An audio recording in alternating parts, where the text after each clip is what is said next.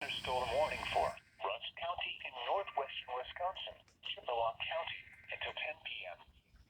At 9:10 p.m., severe thunderstorms were located along a line extending from near New Auburn to 6 miles northwest of Tudcock to 7 miles northeast of Tudcock what? moving northeast at 70 miles per hour. Expected hazards include 60 miles per hour wind gusts. This is a radar-indicated threat. Jesus The following Christ. impacts are expected. Expect damage That to actually roofs, scared siding, me. and trees. Severe thunderstorms will be near Cornell around 9:20 p.m. Weyerhaeuser around 9:25 p.m.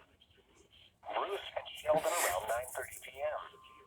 Other locations in the path of these severe thunderstorms include Hawkins. A tornado watch remains in effect until 11 p.m. for northwestern and west central didn't go off Wisconsin. again. For your protection, move to an interior room on the lowest floor of a building. A tornado watch remains in effect until 11 p.m. for northwestern and west central Wisconsin.